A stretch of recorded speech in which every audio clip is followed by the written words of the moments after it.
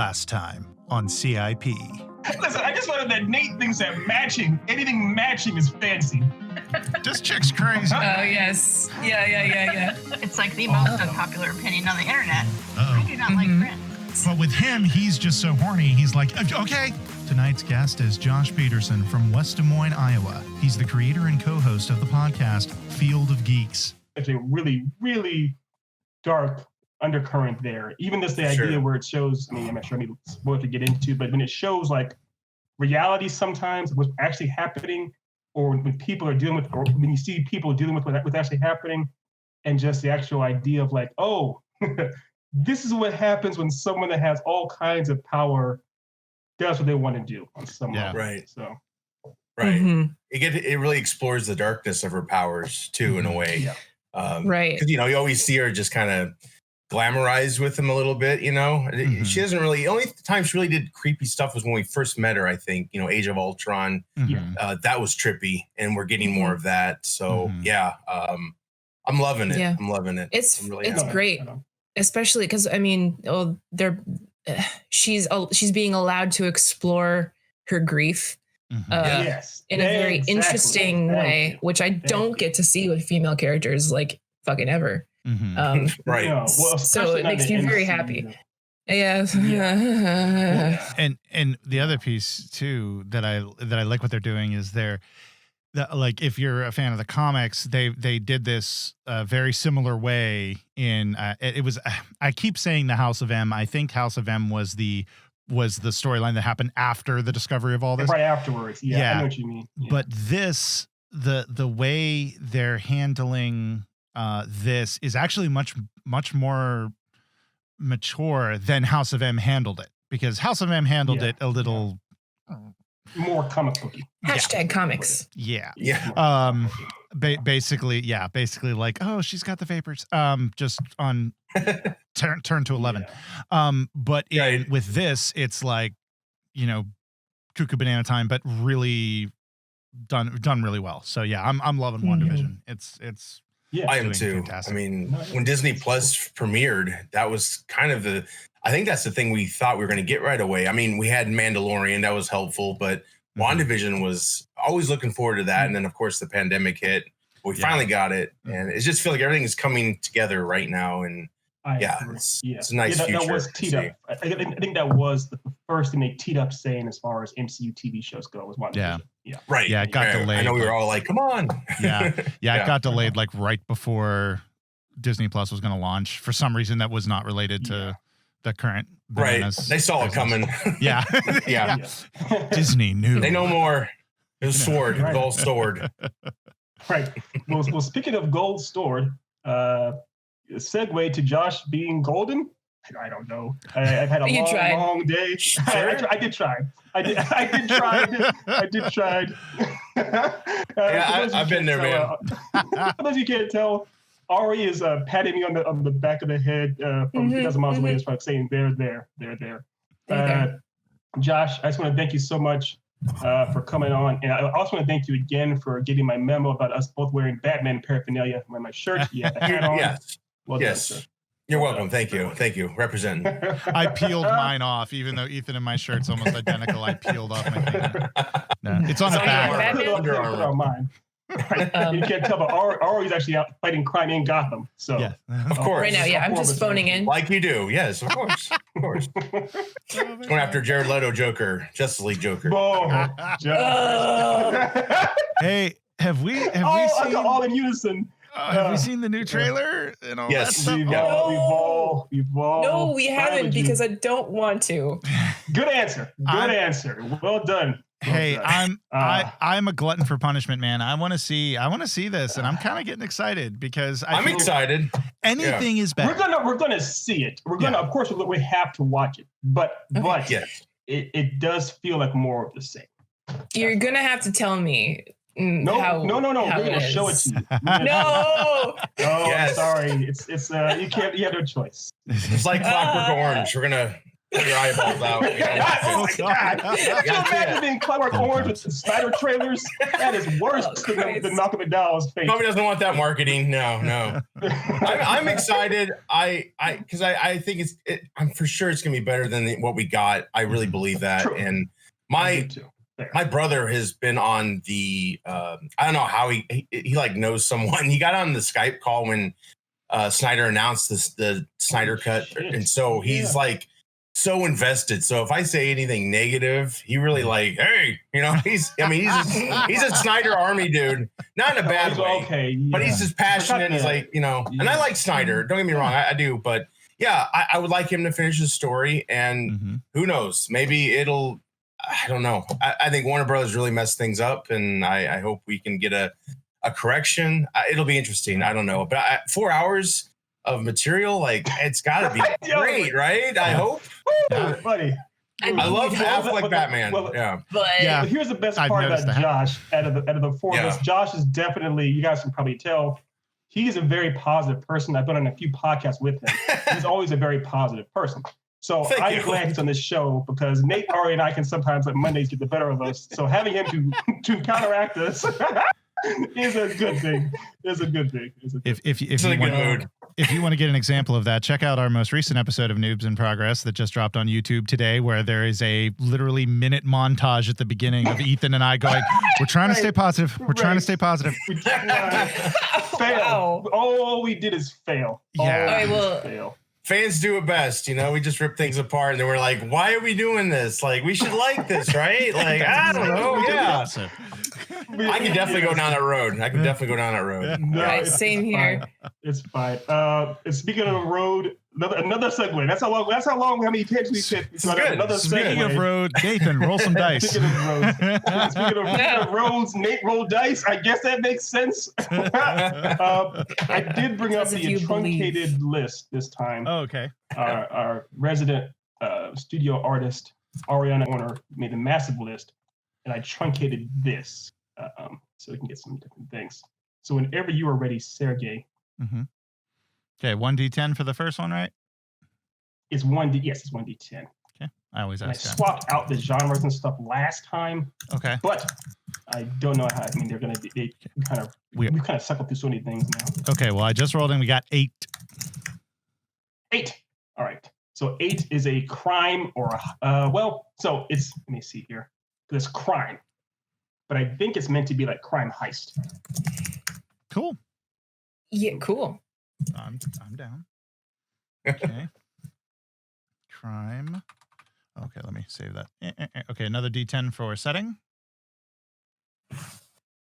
Oh, I'm sorry. No, you said wait. Did you say what was one again? The first one? The first one was 8. It's 8. Oh, okay. I'm sorry. 8 is actually, that's why I said as reorganizing. That's actually wushu. How is that pronounced, Ari? Wuxia. Wuxia. I'm sorry. My numbers are all. I was looking at the genre below it, and it's actually above. Okay. Yeah. Wushu is actually the actual list, right list. So wushu. Wuxia. Wuju. Wuju. My guy, it's easy. Although, okay, quick question. Your character. Mm-hmm. Could you give? Well, actually. Oh, wait. Let's do the cool. all the setting stuff first. Okay, cool. All right. I'm sorry. And so Nate, you rolled for settings. You rolled a 9. I rolled a 9. Yes. Okay. And so for 9, we have a museum. Okay. Interesting. Ooh. Okay. Because we rolled 9 last week, so I had to swap that one. Okay. It was college. Okay, and then now we're doing the time one, which I do a 1d4, and then we just ignore 4. 2, present. Oh, that works. I think that works. Yes. Okay. We can make it work. Yeah, we'll make it work. Well, yeah, of course. Make it work. Okay, so what's the character? Okay, well let's do the character first, then we'll roll for the other characters. Okay, so we'll go ahead and let Josh, my mans. This is where you shine. Oh boy, you Batman hat for a reason. You have the cape. Go ahead and tell us about your character. Okay, so yeah, my character, he's kind of a character I've thought of for many, many years. He's kind of like he's one of those who gets a second chance in life. So he dies young through terrible circumstances, drug use. He's basically a poster boy for the DARE program, but in a bad way, So he gets a second chance. He's resurrected on a mysterious island far away. And he's basically works himself up amongst all the people there who've had the same experience. They're all there for a second chance, basically, and they all have this master that has made them into better humans and taught them everything. It's just those kung fu master tropes. This guy is so I haven't developed it all, but wow, that works out. Yes, actually, yeah, really works out. Yes. So, he's just a man he just knows everything, and he is a trope, but there is a out of this world twist with him. He's not necessarily from our dimension, let's say. But anyway, he tries to just make all these people better people. And then eventually they get to go out into the world again, return, and just kind of represent their teachings. There's like a business they have that, it kind of helps out community programs and so on. So anyway, you work yourself up in the ranks, and in order to go home or wherever off the island, you have to basically, it comes down to two candidates and they have to fight for it. Kind of like Mortal Kombat. They're not going to kill each other though. So they just fight for it, right? They fight for the prize. And eventually Alex does fight for the prize, and he wins the prize. And when you win, you basically are joined with an earth spirit or earth-based animal spirit. In his case, it's a wolf. So they have this big ceremony where, he'll drink the blood of the wolf, and his eyes light up red. And once they're fused, once they merge, and they're given a graphite type of ring that's got the blood of the wolf in it. And it's in a way kind of a Highlander knockoff, sort of, because he becomes immortal and super strong with the spirit. And basically, when he returns to United States, where he's from, he can summon a sword with his ring. It shapeshifts into a sword, so they can battle it out. Basically, what brought him to go home is one of the people he was close to graduated a year before he finally won, and he basically has turned bad, and he's making the company do terrible things. And he's got the spirit animal of a tiger. So basically, Alex's mission is to go home, confront his friend, try to bring him back, or just eliminate the problem. So there's this female reporter thrown in there. I've got it all in my head. So it's you've actually forced me to actually write down stuff. The Alex Sterling is just a name I came up with yesterday. But I've always had it. As a writer, I apologize for forcing you to write. So, no, I need it, man. I've got so many ideas. Quick note, I had surgery recently. It wasn't big surgery, it's minor. But every time I go in for a procedure, I'm always man, I had so much time. I could have wrote something, damn, I want to get these things out of my head. I want them to, go somewhere, besides just fade away. So anyway, I really need to do more of that, but I do appreciate the challenge. Mm-hmm. It was a fun challenge. Yesterday, I remember I was how much do you want to know? Because, it's I don't write a book here and I don't want to, but I will if I need to. But it's a big story about redemption, and I don't know, it's got a lot of beats in it I have to get to, but yeah, he has to confront his old friend, and yeah, it's like Highlander, but there's a lot more spirituality with it, especially with the animals. When he gets into his battle mode, let's say, his eyes will turn red, and maybe some features will turn to a wolf-like feature, and they just basically go down with swords or their strength, and decapitations it destroys the link, and that's how he dies. So like I said, a lot of Highlander stuff in there. Sure. Hey, they're not really doing much with it right now, right? So I'll just give it a shot. But that's fair. I mean, I do like how you referenced Christopher Lambert twice. You mentioned Highlander and Mortal Kombat. We'll get a cameo. He was in. Yes. So, yeah, like a Raiden character, the master is like, there's all kinds of crazy ideas I have about it, and I still have to get it all hashed out. But yeah, it's been a character I've had in my mind since I was a teenager. You know, when you get in those emo moments, you know, I'm like, oh, it really sucked to be like in drugs and you die and you know your parents are sad and da. I'm like, oh, this character. So yeah, that was something I had a question about. So he said he was obviously a poster child for Dare in the wrong way. So I guess when he died, he was immediately kind of ended up on the island, or he was kind of his soul was transported to this island. Is that how it works? Yeah. Well, what happened? Like I have it all. Like I told you, I grew up on demo tapes. I have an imagination that's crazy. Say no more. So I have it all in my head, right? And I played it out with toys and all kinds of stuff. Like I'm crazy, but anyway, he gets. Yeah. It's a good quality. Yes. Well, yeah, I like to think so. You know, it took me some years to come around and be like, yeah, I think I'm okay. I think I'm all right. Yeah. I don't need therapy. Thank you. No. No, but my picture, my moment for the start of this movie or whatever it would be a story is like, you know, a limousine pulls up off a cliff. It's like dusk. Wait. So that's what we're going to do together. The actual story, the real story, and we can do that idea. Yeah, sure. That'll be the real story for what we're going to do tonight. Oh, I'm sorry. Yeah. No, that's perfectly fine. I mean, we can definitely come back to that. Yeah. I was more or less talking about it in the story that you already had in your mind beforehand. Oh, right. You saw that. I was explaining how the limousine starting off. Oh, sure. Yeah, I was just explaining how he got to the island, but that's totally fine. Yeah. Okay. Okay. It's like it's trippy. Okay. No, that's good. That's good. Well, how about I actually go ahead, Nate. I was just gonna say, well, how about we roll for the other characters and then we can start really getting into the meat of it. Right. We can get back to Okay. Cool. All right. So this is like what the 5d20s is what I typically do.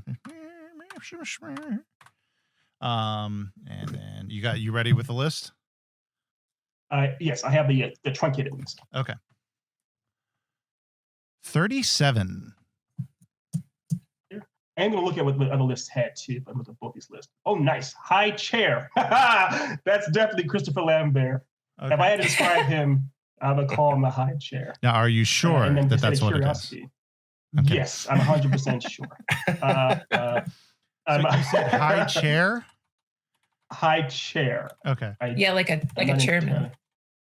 That's what I figured it was, like a chairman of some kind. I'm curious. Let's see what the other list has. The other list has communicator. So yeah, I'm glad we chose this truncated one. So yeah, high chair. Okay. Also, yeah, real quick, just jumping back. What was our setting again? The setting was museum. Okay. Museum. Because we rolled the same number twice as last week. Last week later.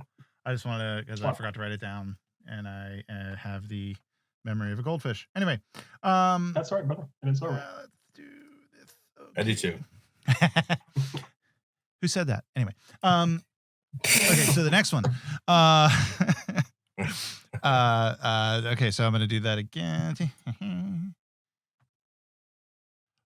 151. Okay. So the thing about this is this truncated list only has 100. Oh, well, should we just go with just 51? do 51? Just do 51. Yeah. Okay. I added 100 onto it because I thought we were doing the bigger list, but I wasn't sure what how truncated the list was. Nope, that's perfectly fine. And it's monster. Now I do not believe, correct me if I'm wrong, guys, I don't believe we actually rolled specifically monster, right? Just monster in of itself. Yep. Okay. I don't believe we have. So monster. That's out of curiosity, I looked up what 151 is too. So curiosity. It's messenger. Not bad. But I like ours. I like the high chair and the monster better. I think we can have a lot more fun with those two. I agree. With Alex Sterling. Okay, so we can get back to actually having Josh kind of tell us where he wants the story, how he wants the story to open. In just a second, real quick. I wanted to say, because this story does seem really, really good. I like this character a lot. Everything we say here is completely patented. I want it for myself. Anyone listening, you can't use it. It's ours.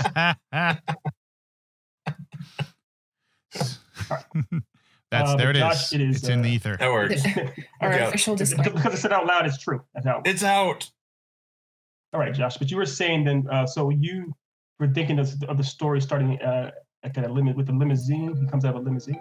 Yeah, like it's dusk and this limousine pulls up. It's off a really steep cliff. He runs out, Alex, and he looks terrible. He looks like, he's a junkie. He's just bad shape, and he's just running for his life, basically. And one man steps out in a white jacket, and he fires 2 shots towards Alex.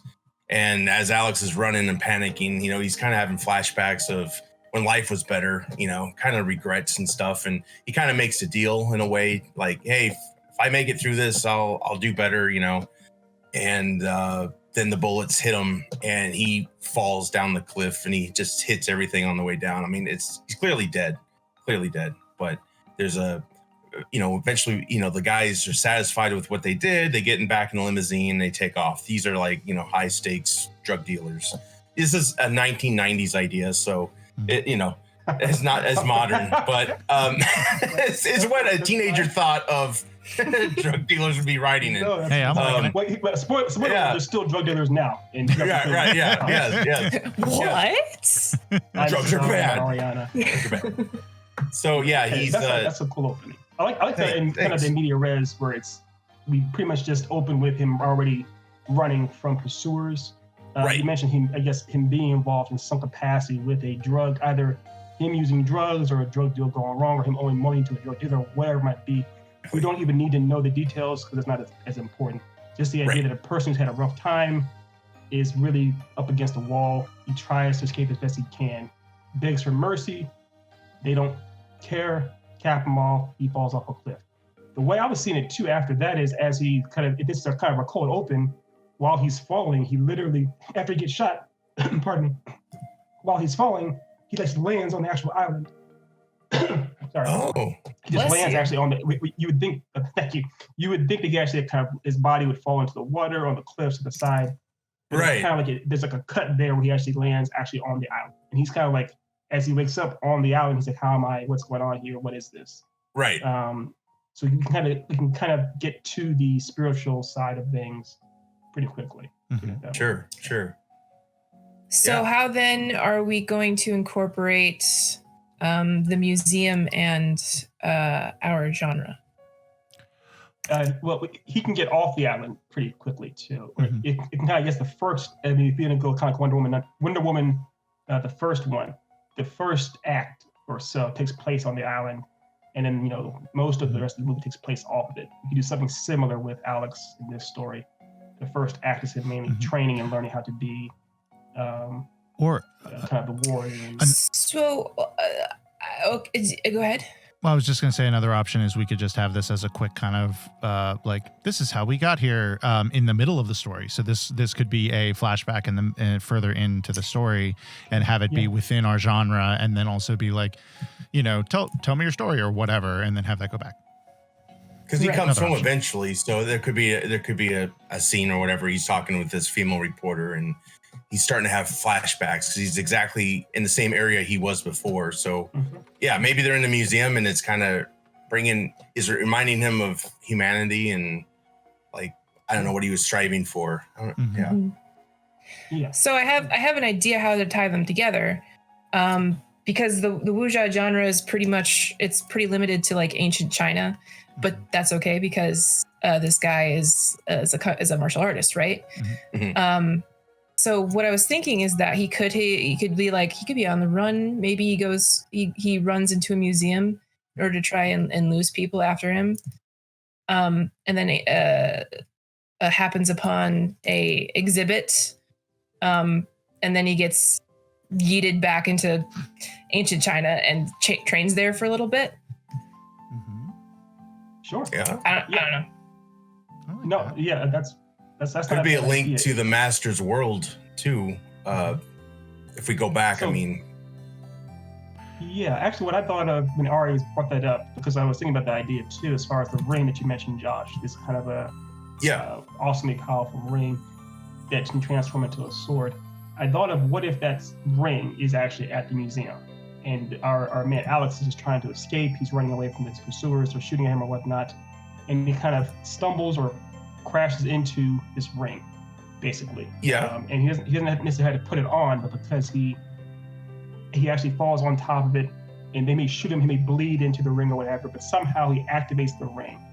And when he activates the ring, that might transport him back, like there'd be kind of a mechanism to actually get him to transport back to ancient China or something, Ari? Mm-hmm. I mean, that would work. I mean, it doesn't have to take place in ancient China, just as long as you keep the martial arts aspect, which I think should be pretty easy. Mm-hmm. Yeah. Well, because we do have to come back to the present, obviously, because the story is set in the present. That's the role for. But we could have him, part of the story, as far as we see the training on the island and everything, could take place in ancient or feudal China of some kind. So we can do that kind of thing. I think if we do that, if our cold open starts with him being chased by his pursuers in the museum, he crashes into this ring while he's basically breathing his last breath. The blood or something, somehow it's triggered.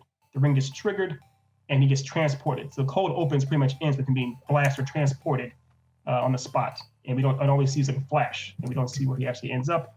Roll credits, have someone singing an Amazing James Bond style song, and then we can actually open in with him being transported back to ancient or feudal era type of 17th century China or something. Mm-hmm. Like a Green Lantern thing, and the ring chose him in a way, like they just crossed paths, but it like chose him, and it's like, all right, here we go on this journey, and then he trains. Yeah, that's really cool. Yeah, I like that. Yeah, I did that. My first thought was when you mentioned the ring. My first thought, of course, was the Green Lantern. Yeah. Sure. Okay. I like it. Yeah. Mm-hmm. All right, cool. And we can also have some fun. I mean, you mentioned that it can turn into a sword. If you wanted to, you can turn it to other things, whatever maybe not go full hardcore Green Lantern, maybe limited to certain type of things it can transform into, but it's more than a sword if need be. Sure. What if, so does the ring only transform when it's like in the possession of someone, or can it be like a sword first, which then he takes to like defend himself, and then it suddenly turns into a ring? He's like, what the hell? Yeah. That's not a bad idea. It could have the hilt could have, because I know a lot of hilts. Now I'm not sure exactly how this would fit in with the Chinese blades, but a lot of hilts have rings on them, and that's a ring pommel sword. Yeah, and so it could be that they, he puts his fingers through that, and then it like maybe the rest of the sword disappears, and it's just the one ring on his finger or whatever. Yeah. I think that's how he can give it away to others. It has to become the object, and then whoever inserts their finger into it, and then they can harness it or. Right, or we could have some fun with this too, because it's meant to be somewhat of a hero's journey. Obviously, at the beginning, it could be that he sees the sword in his case. He may bash it open, trying to pick it up to defend himself. Puts his finger into the ring, and it collapses. It turns into just a ring. He's like, what the hell? Where's the sword go? So he has to earn this. That if you are not worthy, it'll like Mjolnir, it'll collapse or fall. You have to be worthy enough to actually for it to be a sword or an object to come out of it. So he has the sword first. It collapses. The guys shoot him, and he gets transported back with the ring on his finger. Oh, that could. Ooh, so all right. So like, and the way that he could get it on his fingers is like maybe it's like a John Wick scene. And like it's knocked away from him. I know exactly what you're. Yeah, you know what I'm talking about. And it's knocked away from him, and he's like scrambling because like all flat on his back, scrambling for it, and his finger only gets the ring of the sword. Then all of the shit happens. What if when all of the these gang members like are running through the museum to get him, whatever, he gets the sword. And what if they don't even get a chance to kill him? Like they're so freaked out by this like transportation or whatever this thing is going to do to him that they're just kind of like in awe of it, and he just vanishes. Like they didn't even get a chance to shoot him because they're so freaked out.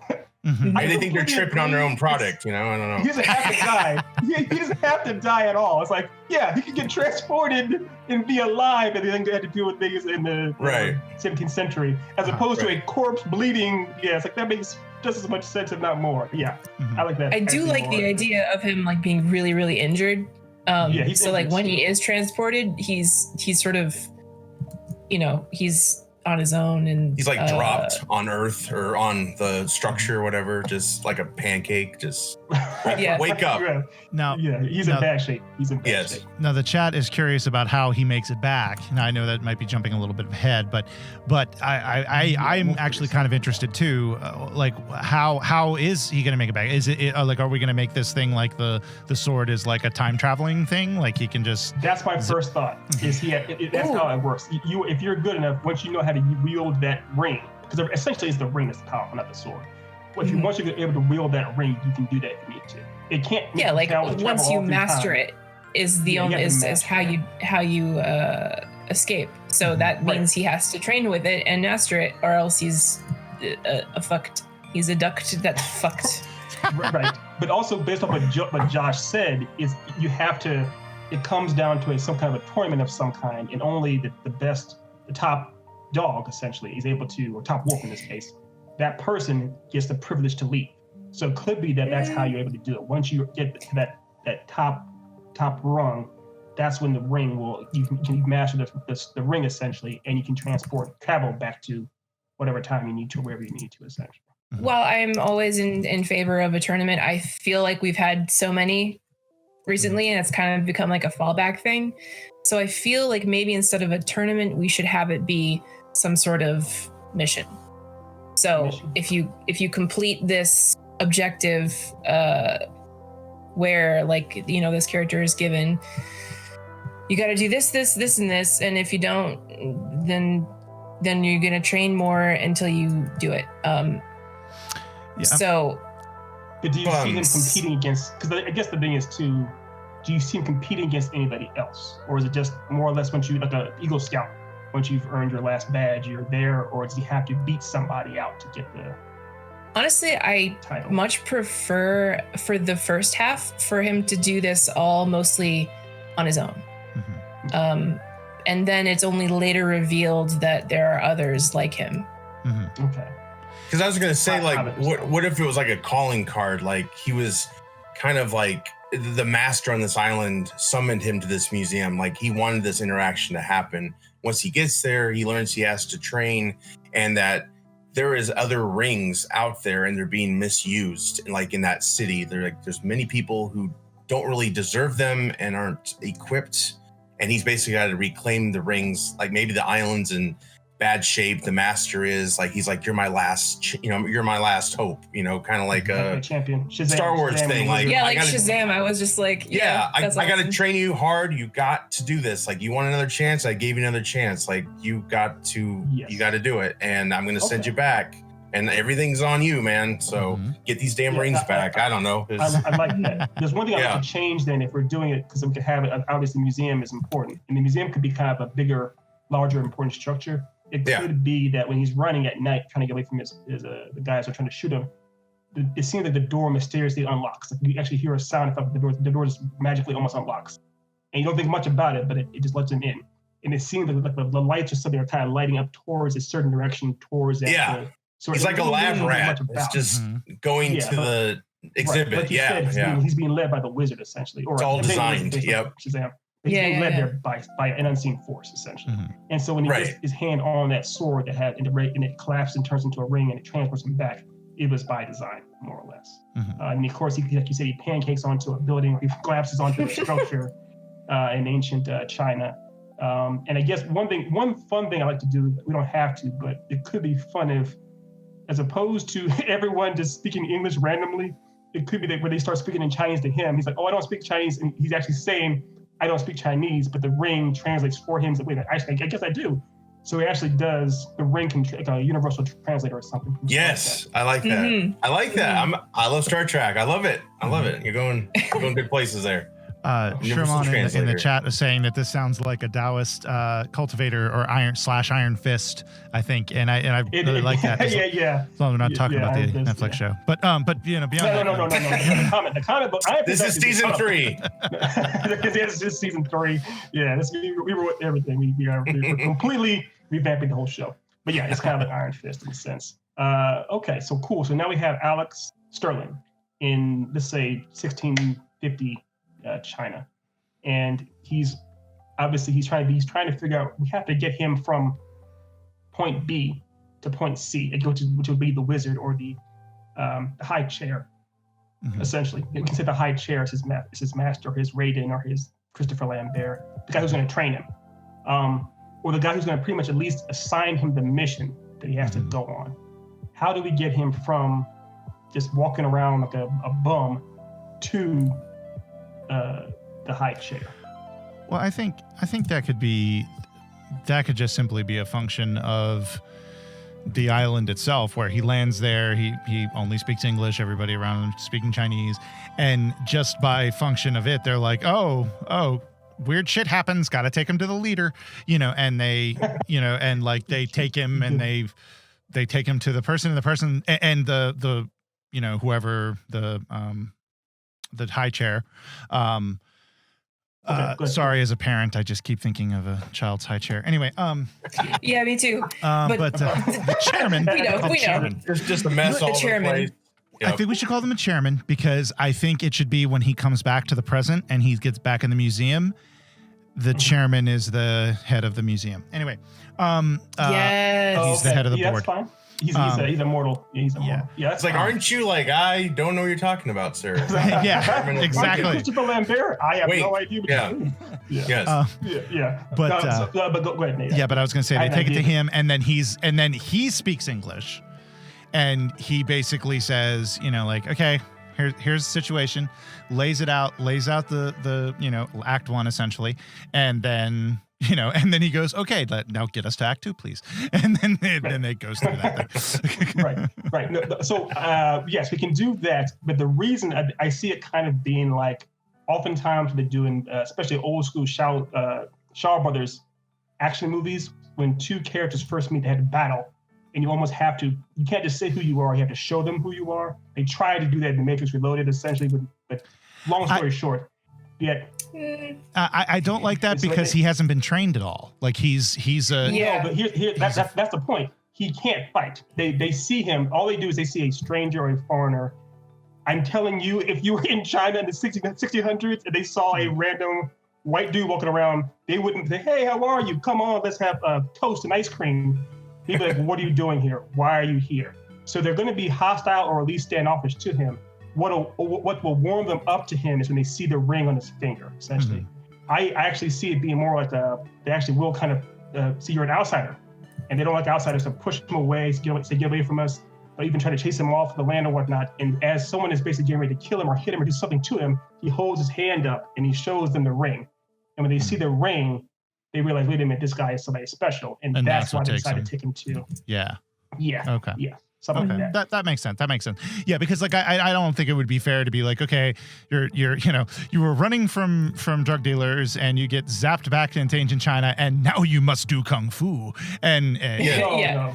Well, junkie gonna die. But I hate the idea of someone just being like, hey, white man, let's escort you over here because we like you. It's like, no, you have to. Yeah. I hate when things are just handed to characters. When protagonists are just just given everything. It's too easy, too simple. And your good writing. Give him some. Yeah.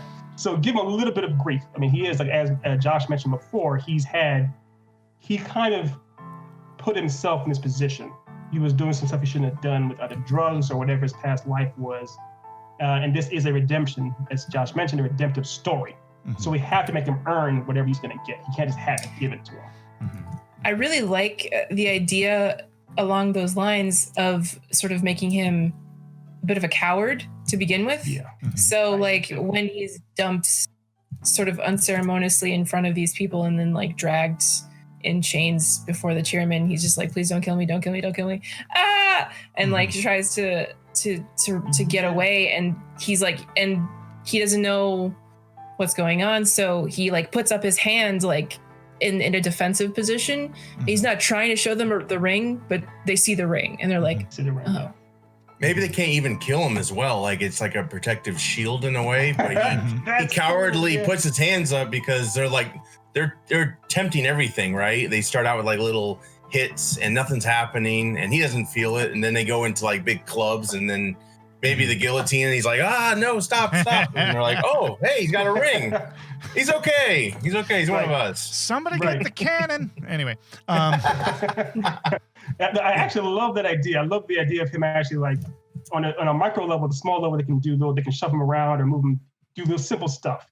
But then pretty much once his life is like life or death, and the ring actually said, okay, my host will die if I don't do something. He puts his hand up, and they try to hit him with something heavy or do something more severe to him, and it like blows him away, knocks him off. And they see the ring glowing on his hand, and they're like, wait a minute, we actually know what this is. And like you said, Ari, he gets dragged away in chains. Someone can say, okay, we know who you are, and they kind of recognize it. And as opposed to them, of course, lifting him up on high, they pretty much walk up behind him and knock him out. And they just he wakes up in front of the high chair, the chairman, essentially. Because they still don't like him. They like the ring, and they know what and they respect the ring. But they don't know this outsider. Well, I think it would make sense because he looks nothing like them. He doesn't speak the same language as them, and he wears funny clothes, and funny clothes. Like that'd get you burned for witchcraft. Like heck, and if he had ended up in Europe, he probably would have been burned for witchcraft. Witchcraft, exactly. I completely agree. I'm hunting wabbits. Anyway. Elmer. We're making our own thing up. It's great. No, but the thing is too, Josh, based on what you said, he actually has kind of a look like a obviously you mentioned kind of the Tom Cruise or Ethan Hunt kind of a look. I imagine and also the idea he's kind of a coward. He's kind of dealing with a difficult past. He's probably not going to be the most likable guy. Mm-hmm. So if he shows up in ancient China, he's going to be kind of acting a fool, causing a disturbance, and people are trying to tell him what to do or whatnot, or people aren't listening to him. He's like, hey, help me out. He's going to probably grab them and be a jerk on some level. So it stands to reason that they wouldn't necessarily like him. And of course, even though they see the ring, they at first are going to knock him out to not have to deal with him anymore. Right. He has to earn it and change. Mm-hmm. Yep. Right. Kind of like the idea they're treating him like a hand model. Like they don't care about the rest of his body, but his hand, they're just like, oh, yeah. Okay. Yeah. That's the greatest metaphor anything I've ever heard on this show ever. They're treating him like a hand model. I want that T-shirt made tomorrow, Nate. Tomorrow. Yes. Perfect. Treat him like a hand model. It gets all the right treatment, but him, it's got.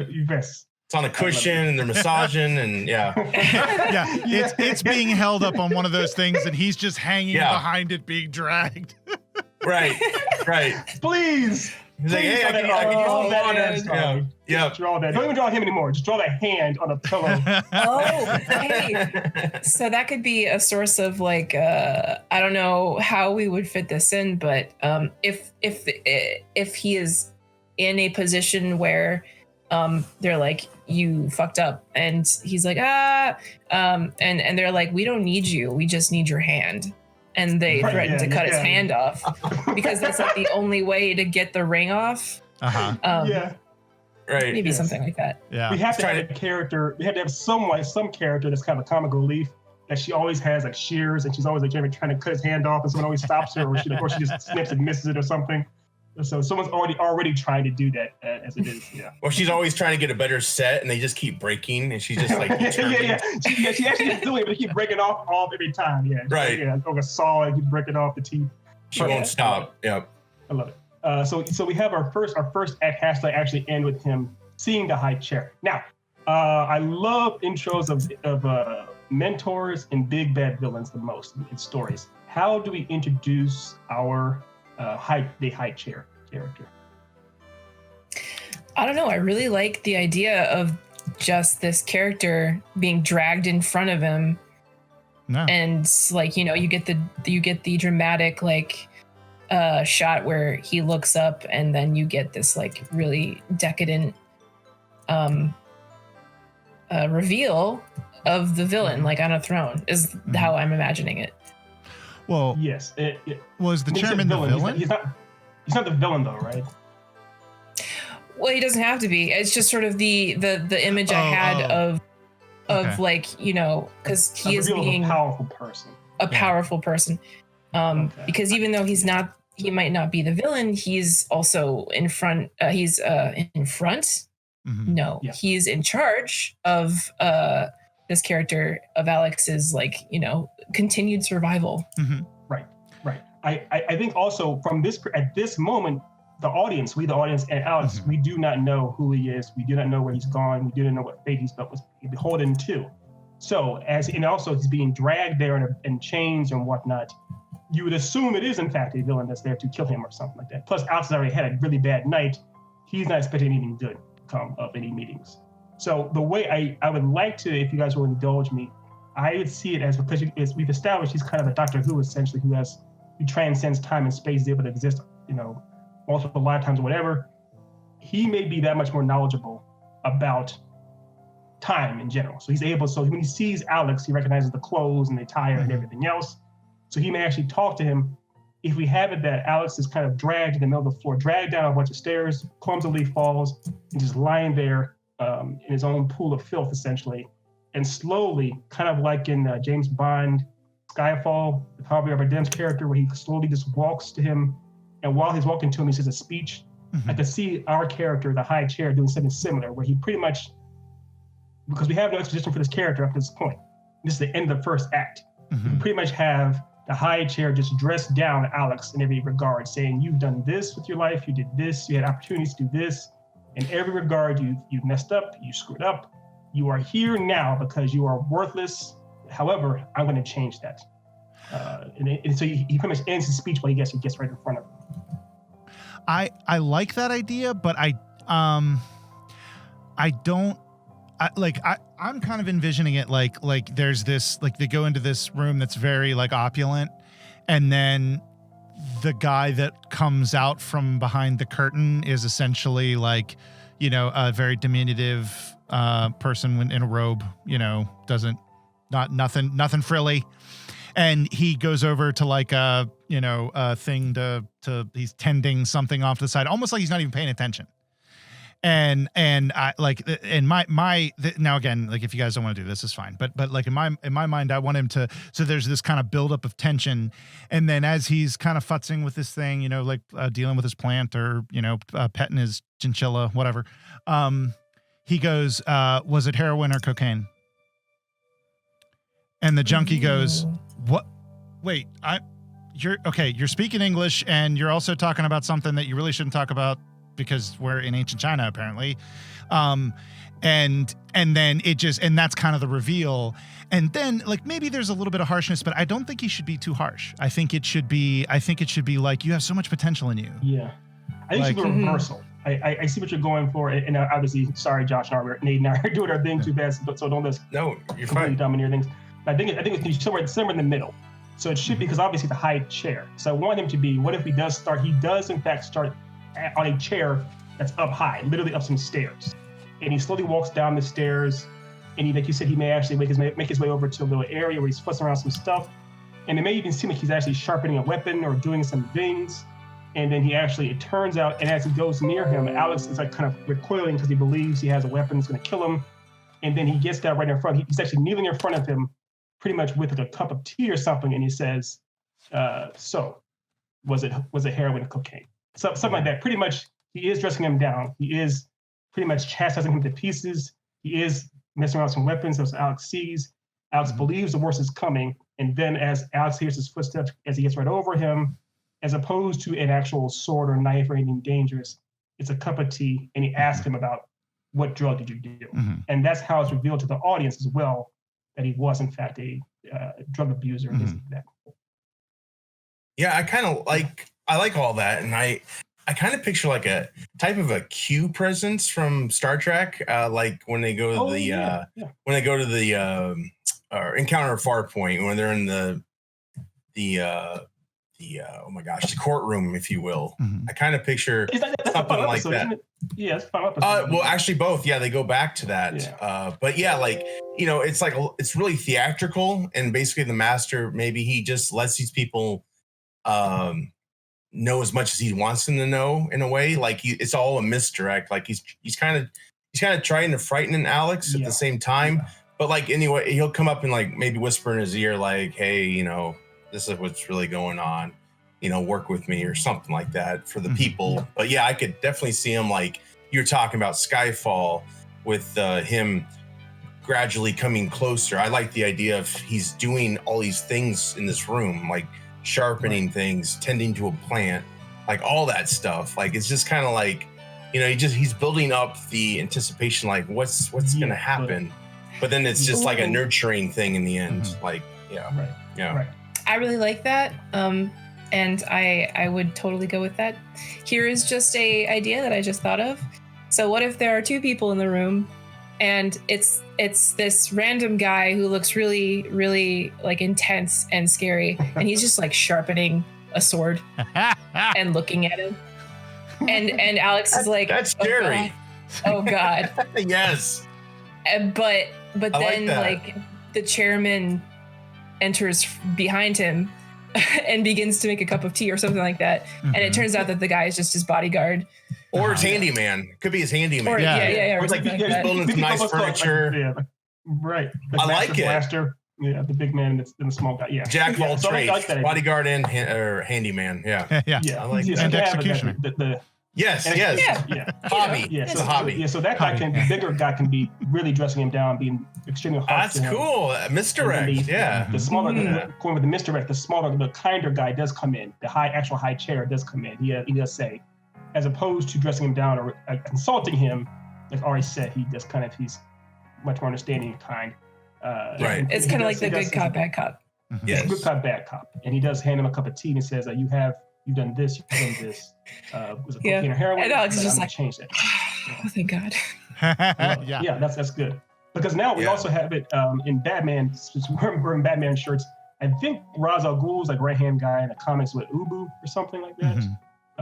So there could be, this is a guy that Alex has to train against or fight against, essentially.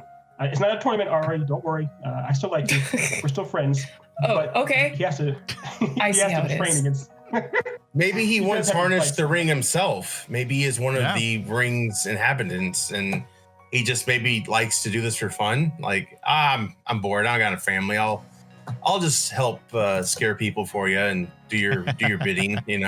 Build some stuff. It's so devious because here's the thing: the high chair is aware of what this Ubu guy is doing. Yeah. So he's as kind and as sweet as he is, he's still an asshole for letting this other guy make him suffer like this.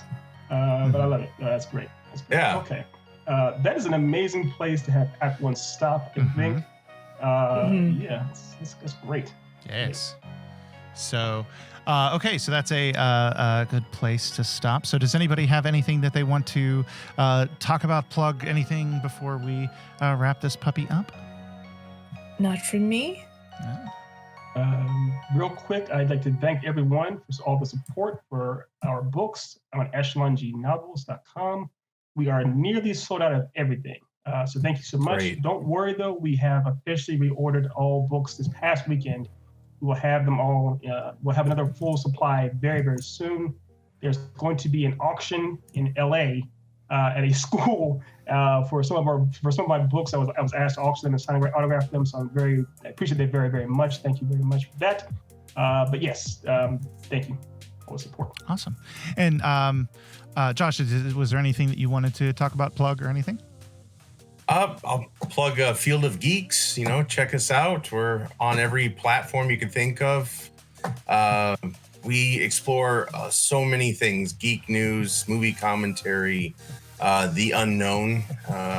We do some one-off specials and even talk about Star Trek. So just a variety of things. That's and awesome. Josh's co-host Steve and Josh are really great guys. Obviously, very nice guys. So thanks again, Josh, for swinging by. Sure. Well, thanks for having me. This is fun. This is really cool. Like, never got to explore this much of a character I thought of. So yeah, it's really cool. I really like the how it's growing. Of course, and we'll come back next week and we'll finish it off. So absolutely. Fully explore it. Awesome. I look forward to it. All right. Well, thank you so much, everybody, for joining us. Be sure to check us out on YouTube. Check us out on Twitch. You can also find us wherever you get your podcasts.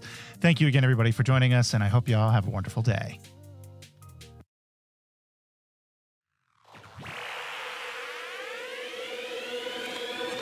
At Geek Insider, we foster relationships with those in the geek sphere so we can give our audience the insider view of entertainment, tech, and more.